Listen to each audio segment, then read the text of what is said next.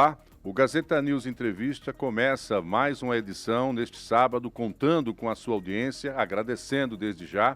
Lembrando que esse programa, além de ao vivo aqui na Gazeta News, ele também fica disponível justamente no YouTube, programa gravado para ajudar você também a acompanhar toda a nossa programação. Hoje estamos num formato diferente, o âncora Viderlan Araújo, por um choque de horário, não pôde participar dessa entrevista. Estamos aqui recebendo hoje o professor Ranulfo Paranhos, ele que é cientista político da Universidade Federal de Alagoas, e vamos tentar analisar o contexto aqui também da vitória do republicano Donald Trump, que está causando muita repercussão numa eleição muito acirrada, fazendo com que ele volte ao poder após 4 anos e muitos fatos aí que marcaram também a sua saída da presidência, desde o movimento que culminou com a tentativa lá e invasão também do Capitólio, fez com que Trump respondesse também a alguns processos, mas independente de tudo isso, o cenário norte-americano foi favorável para a sua vitória. Ele derrotou a candidata democrata Kamala Harris, que substituiu o Joe Biden ao longo desse processo eleitoral. Foi realmente uma campanha diferenciada nos Estados Unidos. Ranulfo, um boa noite breve a respeito aqui desse impacto da eleição de Donald Trump, que a gente vai ter a oportunidade de falarmos por 1 hora, mas num primeiro momento, como é que o mundo, de alguma forma, reage, como é que você observa a vitória do Donald Trump? Boa noite. Boa noite, Marcos. Boa noite, telespectadores. Marcos, assim, muito rapidamente, eu tenho pelo menos 3 possibilidades de resposta para a eleição de Donald Trump, né?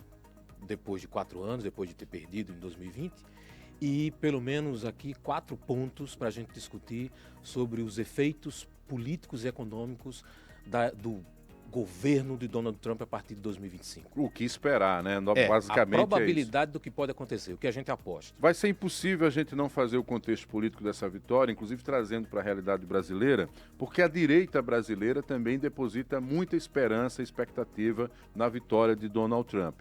Isso indica que, naturalmente, a política global hoje se une, né, com fatos não só econômicos, mas também com ações políticas. E quem vai ajudar a gente a entender um pouco isso é justamente o vereador Leonardo Dias, ele que é a voz da direita, se apresentou assim nesta eleição, foi reeleito para a Câmara de Vereadores de Maceió. Ele está em linha com a gente, aceitou aí esse convite, fala ao vivo, direto do seu gabinete, interagindo conosco e naturalmente vai trazer essas impressões. Leonardo, a gente vai ter chance aqui de, ao longo da entrevista, explorar com o professor Ranulfo outros aspectos da vitória e o impacto da eleição de Donald Trump, mas você, como se apresenta politicamente como a voz da direita em Alagoas, consequentemente antenado com o pensamento de direita no Brasil, para você, como é que foi receber a vitória do Donald Trump? Que impactos você acredita que isso traz para o pensamento de direita no Brasil?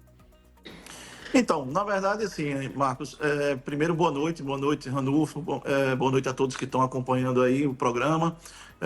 A vitória do Trump era muito aguardada, muito esperada por toda a direita do mundo. Na verdade, na minha visão, vem consolidar um movimento mundial que a gente tem assistido nos últimos anos, né? A gente tem a Meloni na Itália, o Bukele em El Salvador, o Milei na Argentina, o Trump, né? E em 2026 a gente deve ter aí a volta da direita também no poder aqui no Brasil. Então, na verdade, é um movimento que não é somente nos Estados Unidos, é um movimento que vem acontecendo no mundo inteiro. E a gente acredita muito nos impactos disso para a eleição de 2026 no Brasil. Eu acho que tem pontos muito importantes que o Trump pode nos ajudar, e a direita do Brasil comemorou muito isso, justamente por isso, né? Qual foi o papel do governo Biden nas eleições de 2022? Existem algumas coisas nebulosas que a gente precisa esclarecer, se houve influência ou não realmente do governo Biden no processo eleitoral do Brasil. A gente tem também uma situação que, óbvio, essa aí todo mundo conhece, né, que é a anormalidade das nossas instituições democráticas hoje, né, o avanço do STF, a perseguição política que hoje existe no nosso país. Inclusive o próprio Trump, né, através do Jason Miller, que esteve no Brasil, e na hora de embarcar de volta para os Estados Unidos, foi detido pela Polícia Federal, levado para depor, né, no processo das milícias digitais, seja lá o que isso for. E ele é assessor do Trump, né? Então, além disso, ele está muito próximo do Elon Musk, que vem sofrendo também com essa perseguição, que vem denunciando, inclusive, ações ilegais do nosso judiciário, né? E que vai fazer parte do governo Trump, né? Vai ter uma posição de destaque dentro do governo Trump. Então, obviamente que essa eleição do Trump interessa à direita brasileira no sentido de esclarecer e de tentar nos ajudar a voltar à normalidade das nossas instituições, né? Já que internamente a gente tem um Senado frouxo, né? Que não encara as demandas, as coisas que a gente precisa que sejam pautadas, em especial, por exemplo, as comissões especiais para abuso de autoridade, ou mesmo o impeachment do Alexandre de Moraes, né? Que teve suas mensagens dos seus principais assessores aí reveladas pelo Green, né? E que até hoje não há muita explicação a respeito disso, né? Então é necessário se averiguar se realmente houve abuso de autoridade do nosso judiciário, no sentido de perseguir politicamente aqueles que interessam a eles. Então, o peso pela eleição do Trump passa por essas temáticas que são fundamentais, são importantes para a direita nacional e consolida esse movimento mundial. Deixa eu fazer uma provocação a você, porque quando você fala em perspectiva de crescimento da direita mundial e tem um recorte importante no Brasil, você fala indiretamente, mas a gente pode trazer com clareza, a inexigibilidade do ex-presidente Jair Bolsonaro. E Sim. há correntes dentro do movimento de direita brasileiro que se manifestaram depois da vitória de Trump, que acredita que pode haver uma pressão externa para tentar fazer com que politicamente isso seja revertido no Brasil. Só que aí estamos falando da chamada ação política, seria, por exemplo, a votação da anistia em nível de parlamento. Mas também há uma questão jurídica que passa, mais uma vez, pelo STF e, naturalmente, estamos aí, quem sabe, prevendo já um novo enfrentamento. Você acha que o contexto político internacional pode influenciar o brasileiro a ponto de, obviamente, tornar elegível o ex-presidente Jair Bolsonaro? Essa é a estratégia? Então, veja, eu não poderia afirmar que sim, e até acho que no judiciário, o judiciário não se submeteria às ações políticas de um outro país, né? Mas a ação política de outro país pode afetar politicamente e economicamente o nosso país. Então, ninguém sabe, por exemplo, né, qual foi o papel americano dentro do governo Biden, né, nas eleições de 2022. O Trump vai ter isso em mão e, de repente, pode fazer alguma revelação que seja importante, que mude o curso do que hoje está. Então, a gente não tem ideia ainda do que é que, de fato, aconteceu, né? Agora, a gente tem a esperança de que as verdades sejam expostas e sejam reveladas. Se existiu alguma coisa, que isso venha à tona, né? E o Trump, com certeza, tem o interesse nisso, até pelo alinhamento político que tem com o governo Bolsonaro, sempre teve com o governo Bolsonaro, né? E justamente por isso, não foi à toa, que o Lula chegou e gravou um vídeo irresponsavelmente, né? Colocando inclusive o país, o Brasil, numa situação delicada, chamando o Trump de nazista, o novo nazista, o fascista e esses istas todos que ele gosta de taxar daqueles que pensam diferentemente deles. Então, eu acho que a eleição do Trump, ela pode sim, politicamente, mexer no nosso país e pode economicamente também mexer no nosso país. Não é surpresa para ninguém, todo mundo sabe, né, que hoje países onde os Estados Unidos reconhecem que não há normalidade democrática sofrem sanções. Então, a gente, obviamente, torce para que isso não aconteça, porque todos nós sofreremos, que não se chegue a esse ponto, né, mas em esse entendimento ficando claro para os Estados Unidos, nada impede de que eles tomem essas medidas, né? Então, assim, repito, a gente não torce por isso, porque vai afetar muito a gente, né, economicamente falando, mas não deixa de estar dentro desse contexto de anormalidade das nossas instituições democráticas. É assim na Venezuela, e no meu entendimento o Brasil não difere muito da Venezuela, ou pelo menos do rumo que a Venezuela tomou nas últimas décadas. Ok. Leonardo Dias, queria primeiro agradecer a oportunidade de interagir com você neste programa especial, obviamente trazendo aí, claro, um ponto de vista seu e também do movimento de direita brasileiro, até para entendermos aí esse cenário internacional que pode ter reflexo também no Brasil. Até uma próxima oportunidade. Obrigado, Ranulfo, obrigado, Marcos. Tá aí, então, a fala do vereador Leonardo Dias, ele que foi reeleito pelo PL. E aí, Ranulfo, diante do que o próprio Leonardo coloca, dentro do que você tinha para fazer de análise que levou à eleição do presidente Donald Trump, há semelhanças do cenário brasileiro em relação ao cenário norte-americano? Porque há ali um espaço político de recuperação de espaço dos republicanos em relação aos democratas. E você tinha avaliado que o próprio discurso da candidata Kamala Harris, em algum momento, fomentou essa vitória dele também? Eita, Marcos, tem muita história pela frente. Tem muita história, né? Bom, eu acho que eu concordo em parte com o que o vereador falou. Né? Não deu tempo de dar boa noite a ele, porque ele estava falando e tal, mas quero externar aqui o boa noite ao vereador Leonardo. Bom, vamos partir aqui do pressuposto de que o Trump ganhou uma eleição na maioria dos Estados Unidos, ganhou no voto, ganhou com maioria dos delegados e que o Biden já anunciou que fará uma transição pacífica de governo. Né? Já vai transferir o governo para o governo Trump de forma pacífica. Isso quer dizer que só porque o Trump ganhou, as eleições foram limpas agora?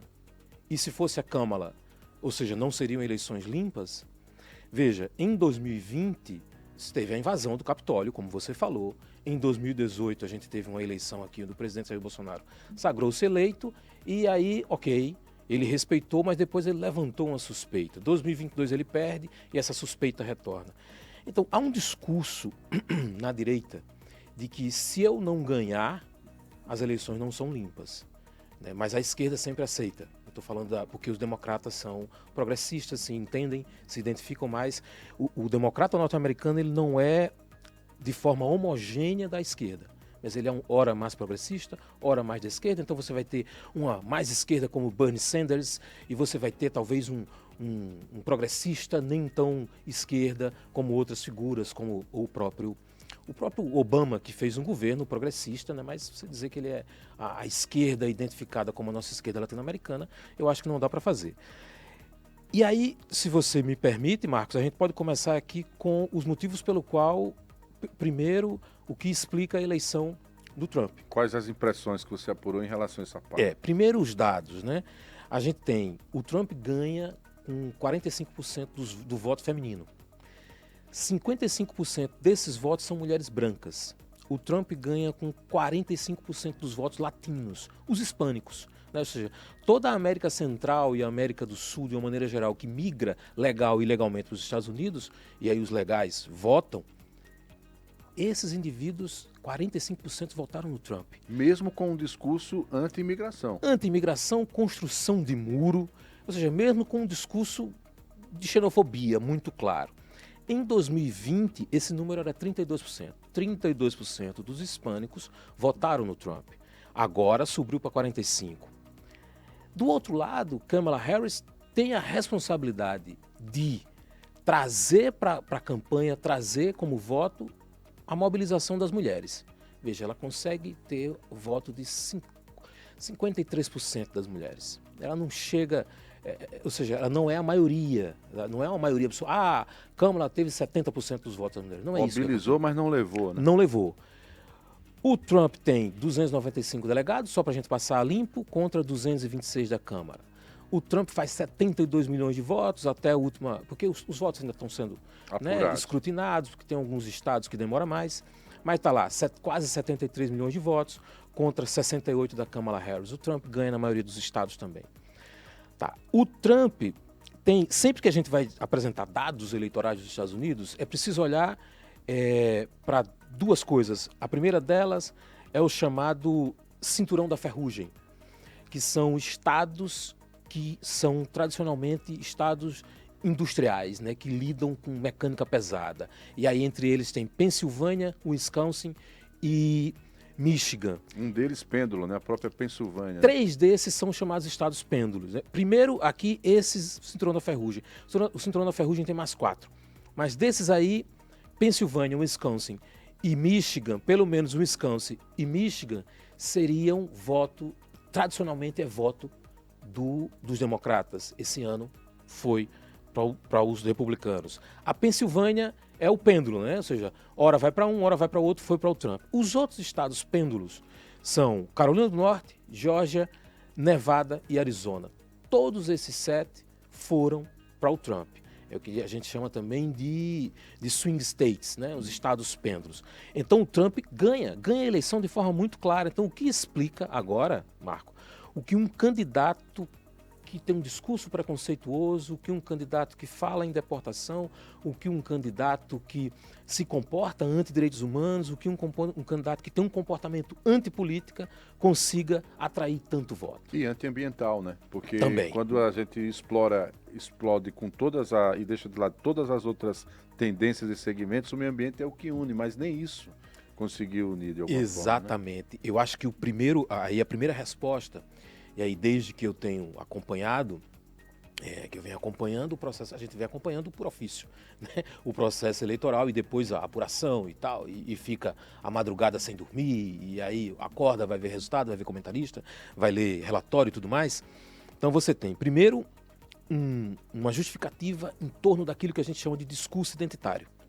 Para os americanos é chamado de cultura woke, né? Ou seja, se a gente partir do pressuposto do que é a democracia é aquilo que pressupõe direitos iguais para todos.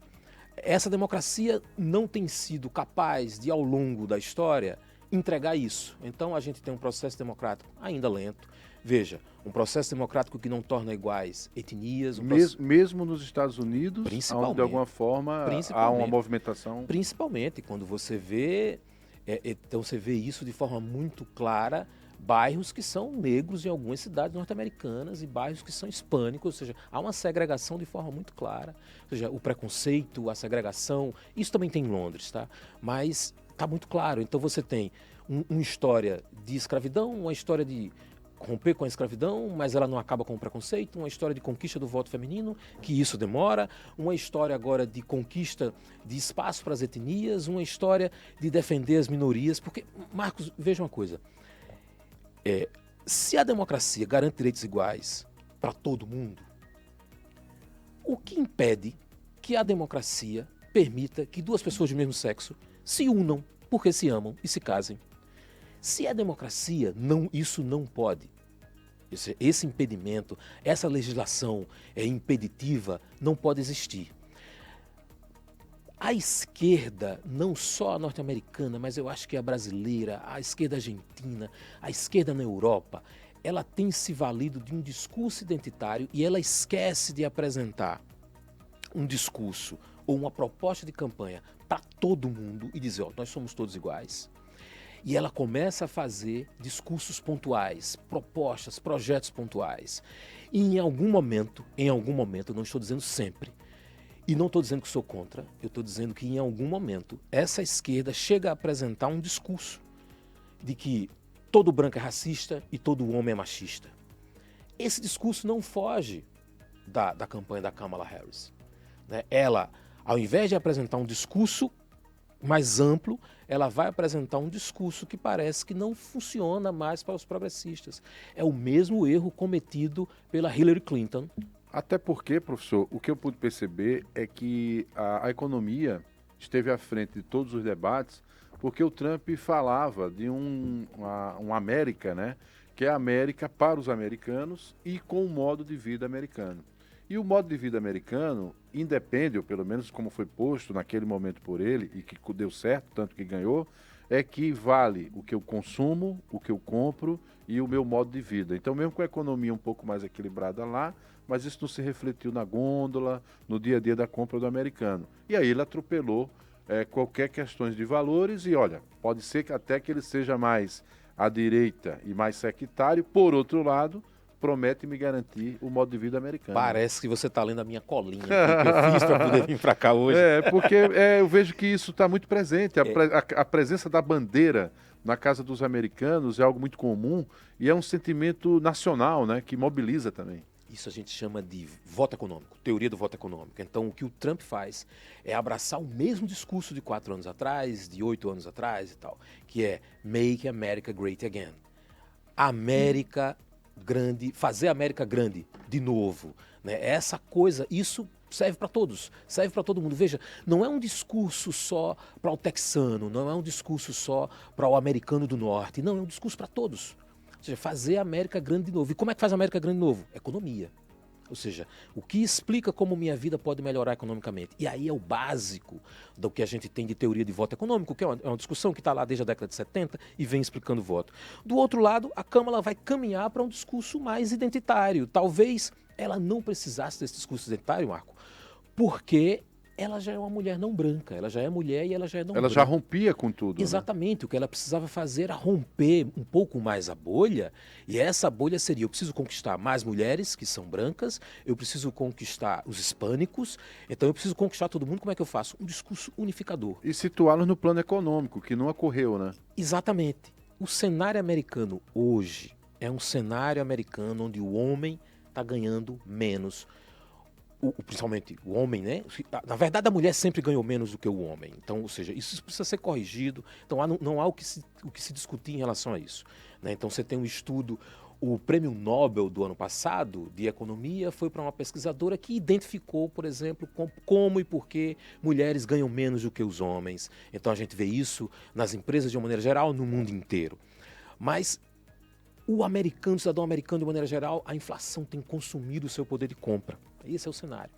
Aparece um candidato, e aí, como você falou, que promete resolver esses problemas. Trump promete uma América grande de novo, uma América para os americanos. Era de ouro, né? Expressões assim bem... Ele usou esse termo também, a chamada Era de Ouro.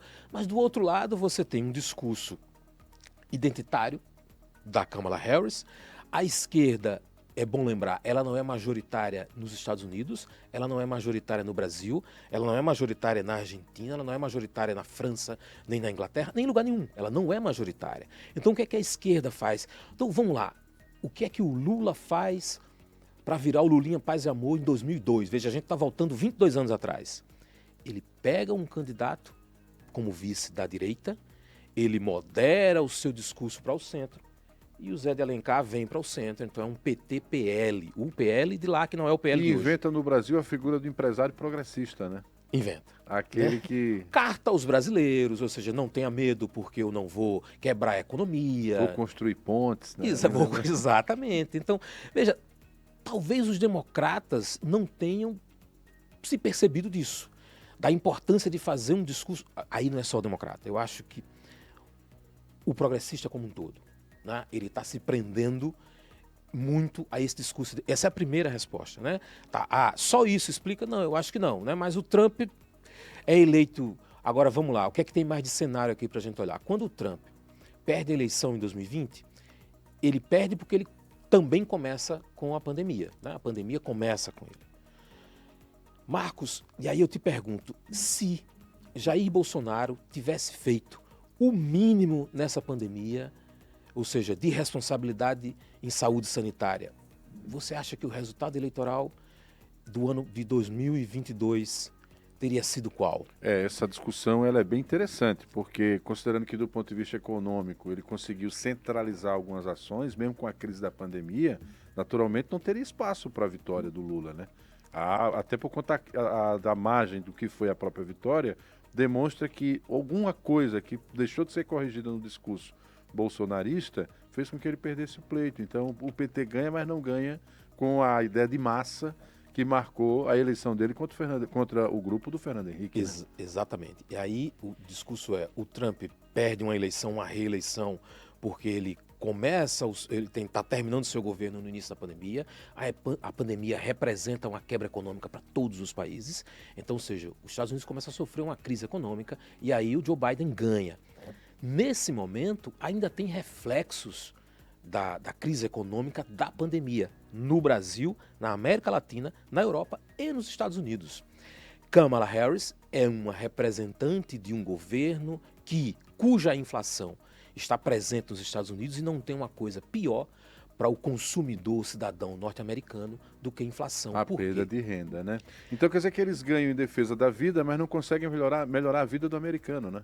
Não, e outra coisa, o americano é, por natureza, um americano que depende da estabilidade econômica porque a vida dele é endividada.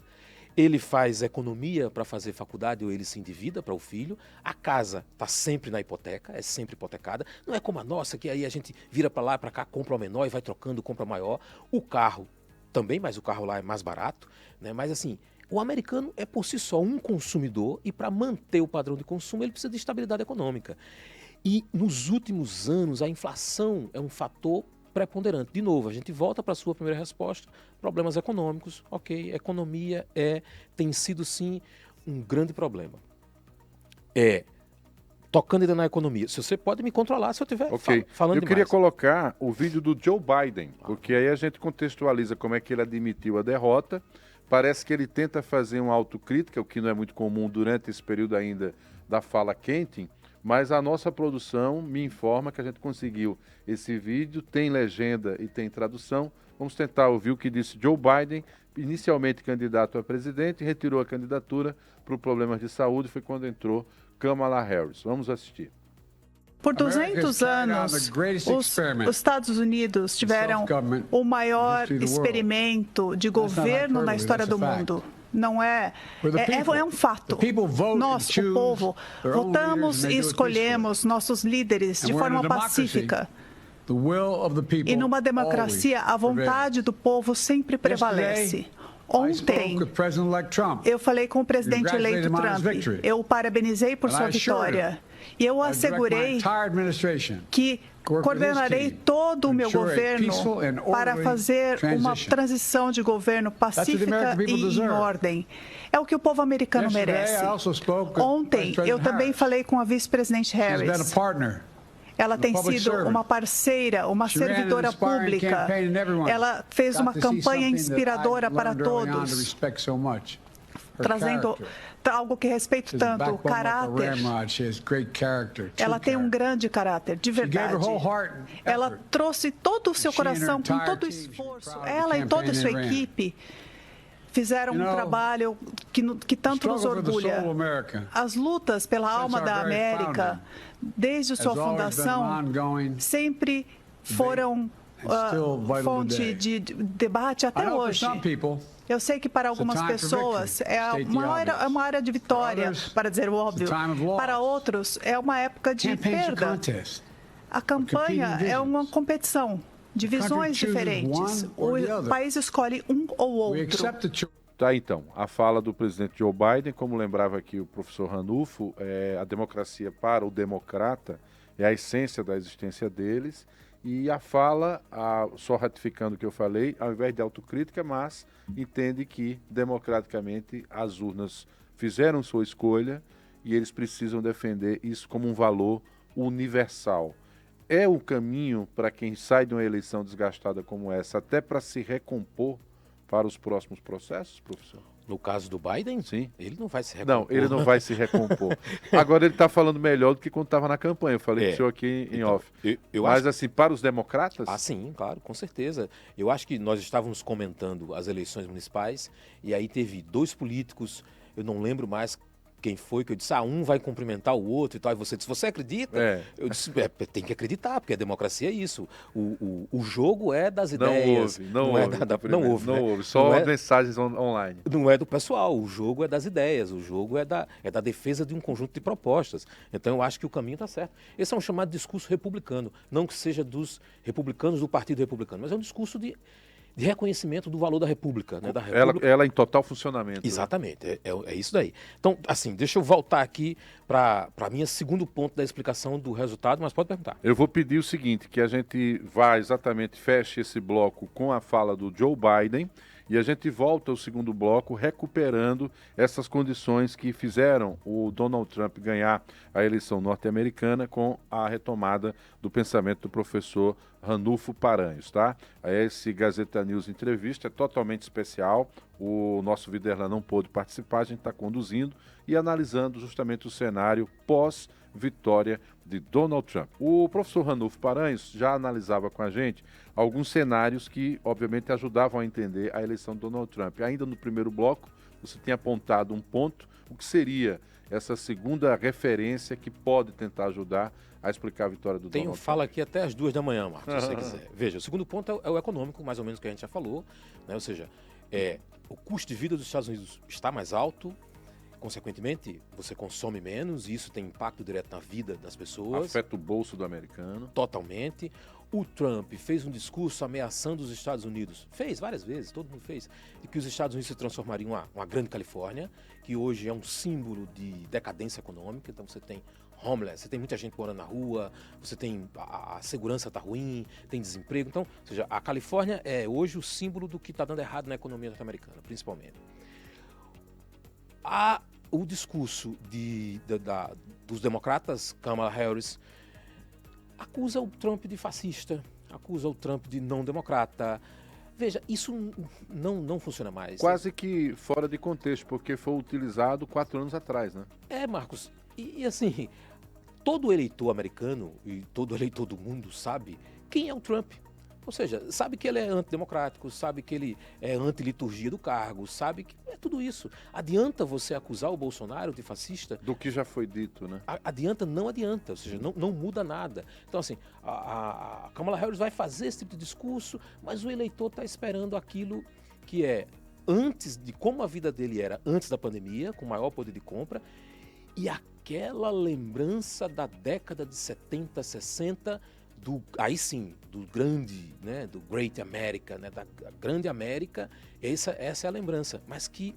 E foi o que eles espalharam para o mundo inteiro, que talvez ajudaram como propaganda até para essa imigração desenfreada, sim, de que todos acham que a América é a terra da oportunidade, né? As pesquisas americanas têm apontado, eu separei aqui pelo menos as 4 grandes preocupações, na verdade são 10, mas dá para você condensar, preocupações do cidadão americano em relação ao futuro. A primeira delas é inflação. Problemas em relação à inflação. A inflação tem sido um problema muito grande para os americanos, porque isso vai para o custo de vida. O segundo ponto diz respeito à violência, droga, assaltos. Você tem mais ou menos uma ordem aí, mas eu condensei todos. E, consequentemente, isso leva a uma questão de segurança pública, né? A terceira questão diz respeito à questão migratória. Ou seja, e aí é exatamente onde o Trump entra, né? Primeiro, ele vai dizer que vai resolver o problema da inflação. Segundo, ele é um conservador. Todo conservador é aquele cara que vai perseguir, prender quem usa drogas, ou toda essa discussão sobre drogas, e que sempre relaciona drogas à violência e tudo mais. O terceiro ponto é onde ele nada de braçada, que é a questão migratória, a construção do muro, expulsão em massa de imigrantes e por aí vai. E o quinto ponto aí vai dizer respeito, o quarto ponto, perdão, vai dizer respeito à questão da saúde. Saúde privada nos Estados Unidos é muito cara. Veja, a fala do Trump está centrada nesses pontos, na grande preocupação. Ele está falando o que o eleitor quer ouvir. Ele está prometendo o que o eleitor quer ouvir. Indo no sentimento, né, desse americano ali. E o Partido Democrata não consegue perceber isso. Eu acho... Mesmo com a máquina na mão, até porque teria que passar pela autocrítica, né? E agora eu te faço uma nova pergunta. Será que o progressista brasileiro está conseguindo perceber isso? Será que ele está conseguindo comunicar com o eleitor? Porque, veja, as políticas sociais do governo, que começa com o governo Fernando Henrique, e aí ela avança com o governo Lula 1 e 2, e aí continua a cobrir 10 milhões de famílias no governo Dilma 1 e 2, metade do governo 2 e tal. Isso é importante mais você fazer de redistribuição de renda, ok, mas é preciso resolver o problema, trazer estabilidade para a economia. E a esquerda, Marcos, ela nasce para o trabalhador. Ela nasce com um discurso trabalhador. Então você pergunta, eu te pergunto agora, onde foram os primeiros discursos do Lula antes dele se tornar presidente, enquanto eu bebo água? Pois é, no ABC, né? O berço político é o ABC, né? E que, ironicamente, é onde o PT não ganha mais. Exatamente. Veja que ele consegue ser ultrapassado até nas áreas que o projetou. Se a gente puder encontrar um cinturão da ferrugem no Brasil, esse cinturão é no ABCD, que mudou agora, não é só mais ABC. Não é só mais ABCD. E onde nasce o PT, onde nasce o discurso da esquerda. O PT, e onde o PT nasce, salvo engano, agora ele só tem uma grande cidade, do ABC paulista, e ele perde São Paulo também. Perde São Paulo, né? Então, veja, o mesmo acontece com os democratas norte-americanos. Então, a direita tem oferecido um conjunto de soluções fáceis que não serão cumpridas. A Maria José Tavares, recentemente falecida, economista que formou uma parcela significativa dos economistas Quem não lembra dela tem um meme muito engraçado, que é ela falando e fumando. E fumando, né? E dando aula em sala de aula fumando. E ela diz o seguinte, que não adianta estabilizar o macroeconômico se o trabalhador, a população não vai sentir isso na gôndola. E a frase-chave dela, o povo não come PIB, não come balança comercial. Então, quer dizer, não vai ser falando para esse universo dos grandes economistas e até para as economias, para atrair investidores, se a nossa inflação, mesmo ainda com um nível de controle, corrói poder aquisitivo. Então, aí eu já vou lhe fazer uma provocação maior. O cenário norte-americano da eleição do Trump pode representar um efeito Orloff, eu sou você amanhã no Brasil, com o retorno do Bolsonaro. Eu sei que aqui tem outros condicionantes políticas que seriam, obviamente, a ação política para ele se tornar elegível novamente.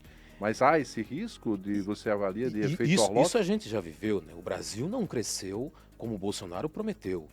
E aí a gente vai para uma coisa que é clássica na história da política, discursos populistas oferecem respostas imediatas e muito fáceis, mas que não são efetivamente cumpridas ou que não são passíveis de serem cumpridas. De parte a parte, né? Da esquerda e da direita, né? Não importa. Conseguem... Populismo não é uma prerrogativa só da direita, tá na esquerda também. Então você vai ter Hugo Chávez na Venezuela, o próprio Maduro, um pouco menos. Você tem Evo Morales na Bolívia, Rafael Correa no Equador, os Kirchner na Argentina. Então é tudo populista. O Lula é um populista, o Bolsonaro é um populista e por aí vai. A gente tem mais populista. O do Uruguai também, né? Mujica no Uruguai. José Mujica. Então, ok. Então a gente tem muito populista e esses populistas ganham, apresentam propostas, sobretudo propostas econômicas muito fáceis, e isso, porque aí é que está o eleitor médio. E aí é que está o grande ponto. O eleitor médio, ele precisa de uma resposta fácil para resolver o seu problema. Então, como é que o Bolsonaro iria resolver o problema lá em 2018? Resolvendo o problema, não fazendo o toma lá da cá. Cara, não tem uma coisa que tenha funcionado melhor. O marqueteiro que inventou esse toma lá da cá merece um Oscar, né? Porque isso funcionou em 2018. Mas o governo Bolsonaro disse que não fazia o toma lá da cá, que na verdade todos os regimes presidencialistas fazem coalizão. Aquilo que o Bolsonaro chamava de toma lá da cá, a gente chama de coalizão na ciência política. Ou seja, eu convido os partidos para integrar a minha base, em contrapartida, esses partidos que não são o meu partido, mas que estão na minha base, votam a minha agenda política. Ou seja, garantem a governabilidade. Garanta a minha governabilidade, trocando em miúdos. Eu tenho uma fala do presidente Bolsonaro, ex-presidente Bolsonaro, que a nossa produção selecionou. O que é que ele disse a respeito da vitória do Trump? Foi publicada no jornal Folha de São Paulo. Se o Trump me convidar, eu vou participar, peticionar ao TSE, ao STF. Agora, com todo o respeito, o homem mais forte do mundo, atenção para essa frase, você acha que ele vai convidar o Lula? Talvez protocolarmente. Então, veja só, ele parte da ideia, e aí pegando carona no que foi o resultado norte-americano, e ainda inelegível, sendo investigado por tentativa de golpe, e por isso o seu passaporte foi recolhido, que em nome desse chamado homem mais forte do mundo, vai ter uma influência política, dentro do que disse o Leonardo Dias há pouco, também no Brasil para favorecê-lo. Você concorda com essa análise do presidente ou está fora da realidade? Discordo do si até o pontinho lá final. Veja, isso é jogo de cena, né? Obviamente que é jogo de cena. Isso é jogo para os seus apoiadores, então, ou seja, os bolsonaristas... Vai criar um movimento na internet? Isso dá uma revigorada, né, na direita brasileira, na extrema-direita brasileira. Você tem a eleição de um país muito rico, uma potência mundial ali que rivaliza com a China e que elege um presidente de extrema-direita ou de comportamento de direita e um presidente... Agora, eu quero chamar a atenção para uma coisa. Um presidente sem freios. O Trump, eu apostaria e aqui com o Bolsonaro também, a gente fala já sobre o Alexandre de Moraes, eu apostaria que esse governo do Trump será um governo desenfreado, por um motivo simples. Ele não concorre à reeleição.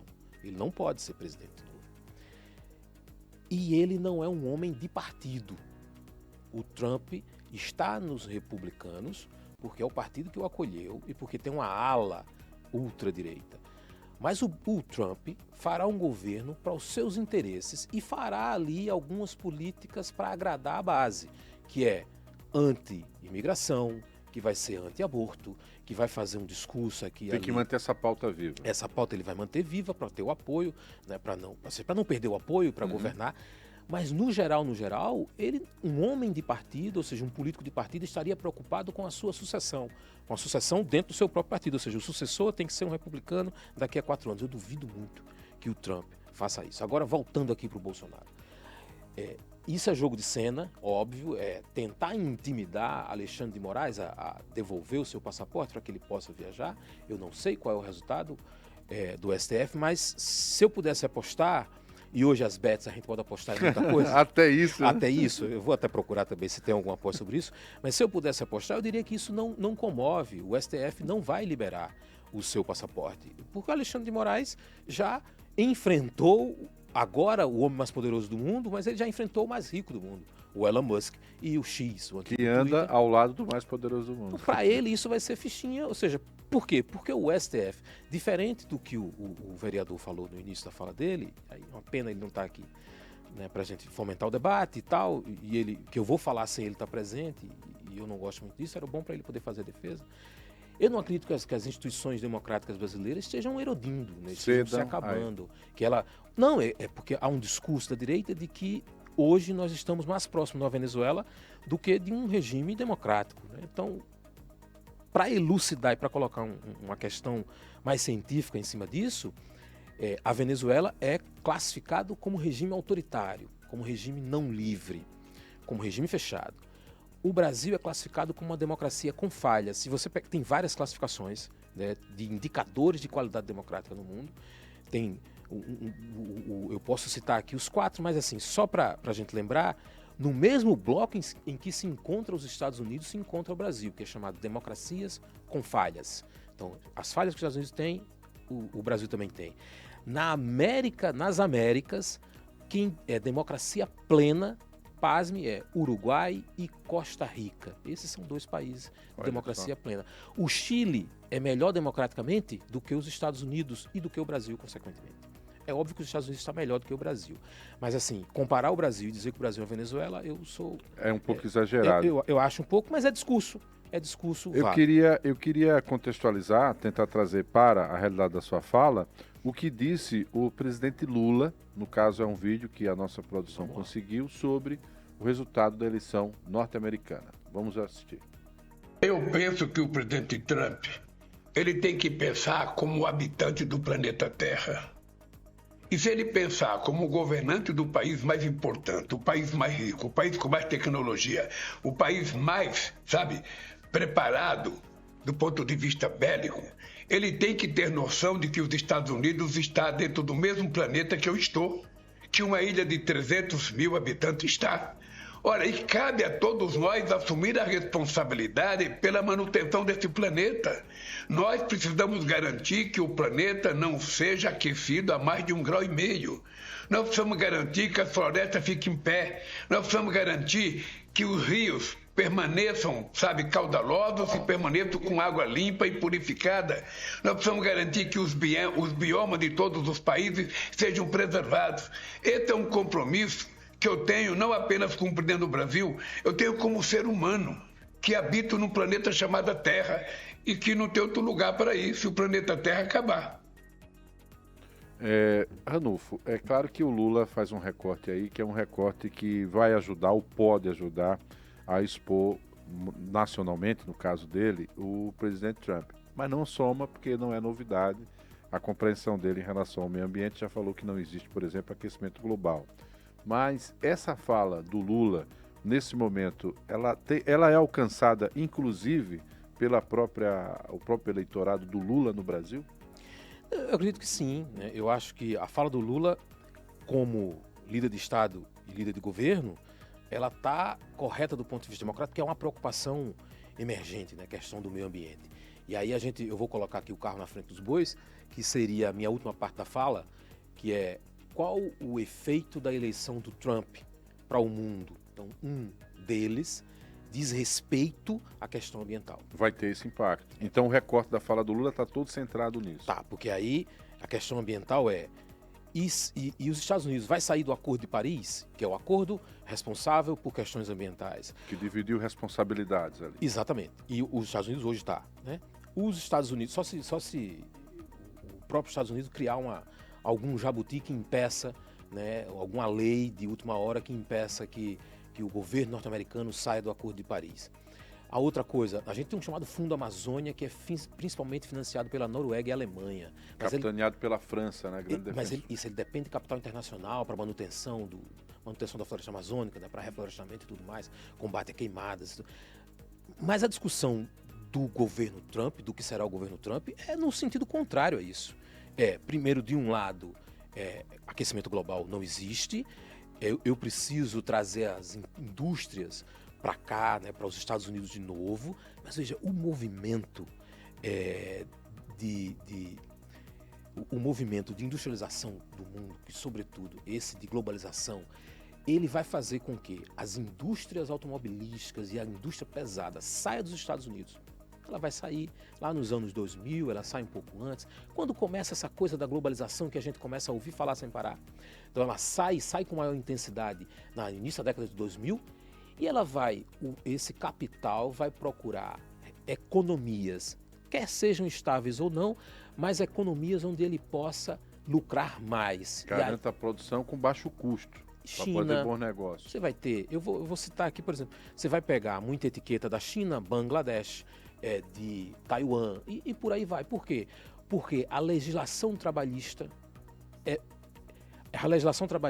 é mais leniente, ou ela não existe, que é o caso da China, ou você vai ter ausência de legislação trabalhista. Então, em algum momento, só para a gente pontuar aqui, daí você me controla um tempo, porque a gente tinha carros da Auto Latina Ford que chegavam no Brasil e cuja marca é americana, mas eram montados no México. Porque a legislação mexicana é mais frouxa do que a brasileira no que diz respeito à defesa... Ajudava a segurar o preço e garantir mais lucro. E no que diz respeito à defesa dos interesses do trabalhador. Dos trabalhadores. Então, para os Estados Unidos, como é que ele vai atrair de novo essas indústrias para lá?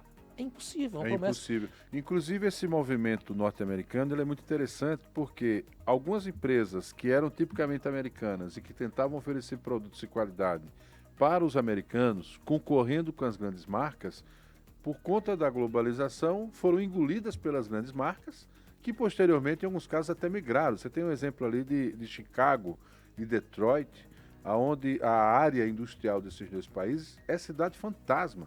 Quer dizer, nem imigrante está morando lá mais. Quer dizer, virou prédio abandonado completamente. E aí é onde fica uma discussão entre o discurso e a praxis, né?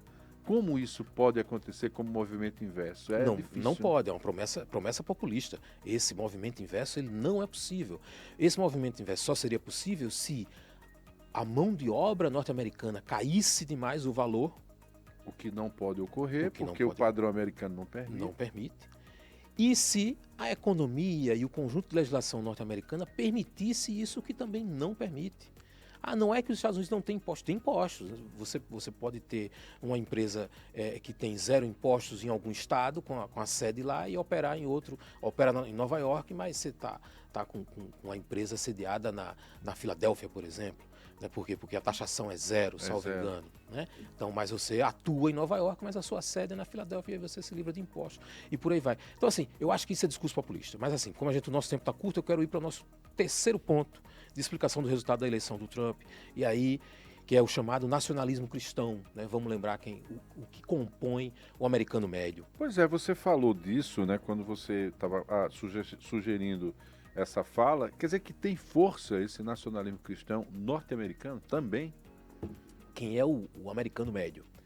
Branco, protestante. Então, se você olhar, porque quanto é o percentual, não chega a 15% o percentual de negro. Certo. Então você tem um percentual de hispânico também mais nessa região mais ao sul dos Estados Unidos, norte-sul. Então você pega mais a região sul dos Estados Unidos. Que às vezes se converte também, né? Isso, que está lá votando. Entre os protestantes. Exato. O que o Trump vai conseguir fazer é colocar no seu discurso, Marco, aquilo que o conservador espera. O discurso sobre tradição, retorno a um passado, nacionalismo e proteção dos valores da família. E aí, valores morais. Eu preciso sair muito do Brasil para encontrar esse discurso? Não. Eu retrocedo para as eleições municipais. Isso. Que já tinha esse discurso. Pátria, família, sei lá mais o quê. Deus, pátria e família. Deus, pátria e família. Eu volto para 2018, eu vou para 2022. Esse discurso está presente no Brasil.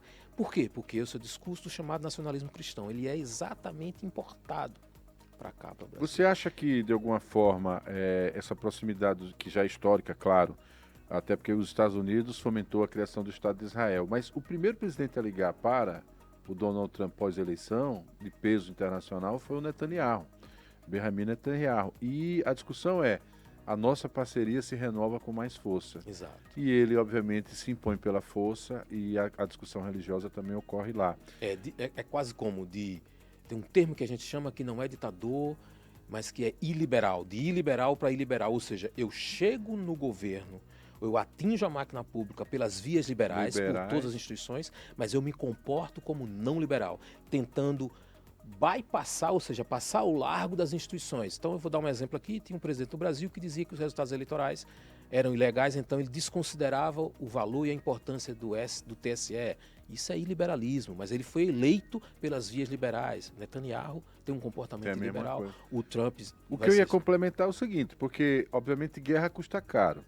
Bancar a defesa dos Estados Unidos com base norte-americana consome dinheiro. Muito. Ele tem maioria na Câmara e no Senado agora. Mas prometeu a América para os americanos. Em algum momento vai conseguir dar conta também dessa realidade? Não vai. De Israel, porque a guerra é caríssima. É muito cara, né? Ele pode fazer um aceno, talvez um pouco mais, né? Por quê? Porque aí ele vai jogar de novo para a sua base. Então, assim, só para a gente ter uma ideia, eu trouxe aqui alguns números de resultados agora dos votos. Veja, o Trump teve 71% dos votos dos protestantes. 71%. 71% dos protestantes norte-americanos votaram no Trump. 60% dos votos dos católicos, e aí é voto em defesa, né, de valores morais, da família e tal. 55% dos votos de pessoas casadas. Se você é casado... Conservador, né? Exatamente. 91% dos votos de pessoas que acham o aborto ilegal. Qualquer medida, qualquer forma que seja o aborto. Tá, e isso está dizendo o quê? Está dizendo que eu tenho ali uma sociedade muito conservadora e que espera um discurso conservador. Então a gente tem um discurso identitário como um problema da Kamala Harris e um discurso Make America Great Again do Trump. Em ascensão. A gente tem uma discussão sobre a economia que o Trump propõe uma solução e que Kamala Harris não propõe. E por fim, ele tem um discurso nacionalista cristão. De novo, ele está propondo soluções, valores morais e tudo mais. E aí, possivelmente, isso fecha um ciclo, o que eu acho que explica boa parte. Né? Tem mais variáveis aí, mas eu acho que essas são 3 grandes variáveis, 3 macro variáveis. Estão dentro dessa realidade. O uso dessa estratégia tem sido muito bem feita pela direita e tem sido feita a olhos cegos pela esquerda, né? Parece que ela não percebe, né? Não há uma autocrítica, um julgamento, parece que a esquerda não percebe isso, ou progressista, se a gente quiser colocar dessa forma. Talvez seja pela reprodução dos discursos, de um modo geral. A gente colocou o Lula agora, ele falando desse recorte internacional em relação ao meio ambiente, e até incoerente também, né? Porque você tem um movimento conservador em defesa da vida e tem coisa mais próxima da vida do que o meio ambiente, né? E de repente não há um ponto Marcos, de convergência, né? Mas aí eles vão estar dizendo que é o seguinte: o importante é o emprego, já que o aquecimento global não existe. Então, ou seja, se não tem aquecimento global, vamos desmatar que não tem problema. Vamos fazer a indústria desenvolver, né? Exatamente. Vamos fazer aqui o seguinte, a vitória do presidente Donald Trump, ela provocou algumas reações e dentro do governo Lula, temos o alagoano Renan Filho, que também publicou a sua opinião sobre o que foi a vitória do Trump. A terceira vitória do presidente Lula, em 2022, veio com a missão de fortalecer a democracia, resgatar direitos básicos que que foram usurpados da população e derrotar a extrema-direita golpista. Deu bom, vencemos. O projeto de país proposto está em implementação e vem dando certo com crescimento econômico, geração histórica de empregos, renda do trabalhador em alta, superávit da balança comercial, safra recorde na agricultura e alta atividade industrial, leia-se também os aspectos do PIB. Repito a Maria da Conceição Tavares, o povo não come PIB, né?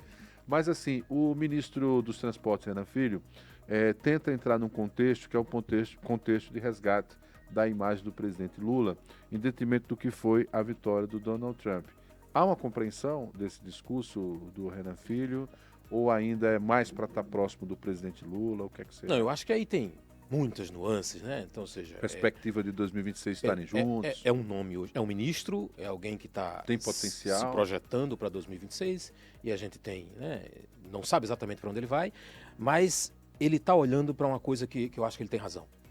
Porque, veja, tem as chamadas zonas de interesse de cada grande nação. Então você tem os Estados Unidos, a América é a chamada zona de interesse ou zona de assim, ele é como se ele fosse o grande vigia, né, o grande policial dessa região. Então quando você vai para a Europa, você tem Inglaterra, França, Alemanha, dividem mais. Norte e Ásia, você tem a Rússia, depois você tem a China um pouco mais abaixo. Então veja, você tem grandes nações que meio que controlam ou observam os seus vizinhos. Essa observação que os Estados Unidos vai fazer em relação à América Latina, em relação ao Brasil, é forçar a barra em algum momento para que esses países, sobretudo o Brasil, que é a principal economia, é o maior país, o maior conjunto de eleitores, é fazer com que o Brasil se alinhe no máximo possível, ideologicamente, às ideias do governo Trump, o que eu acho muito difícil. E aí nós teremos, a partir de 2025, um desafio gigantesco para o Itamaraty, o Ministério das Relações Exteriores, que é como lidar com os Estados Unidos, cujo principal concorrente econômico, o principal rival se chama China.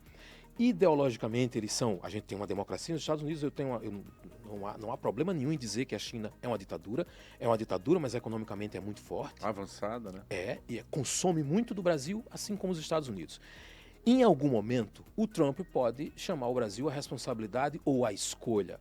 Ou você se alinha com os Estados Unidos, ou você se alinha com a China. E aí impor a chamada legislação alfandegária, legislação impeditiva para a exportação brasileira. E aí é um grande desafio, eu acho que o grande desafio para o Brasil é esse daí, o desafio para a exportação a partir do governo Trump. Ou seja, não a partir do primeiro mês, mas a partir do primeiro semestre ou primeiro ano. E esse vai ser o nosso desafio. Acompanhar o governo Donald Trump a partir dos cenários postos, a partir do que coloca em termos de análise para a realidade atual o professor Ranulfo, e até porque, como a dinâmica é política, há uma dinâmica na política e a vida é dinâmica, é saber como será exatamente o comportamento internacional e principalmente o comportamento de toda essa cena para a interferência política no Brasil. Possivelmente voltaremos com esse assunto em alguma oportunidade.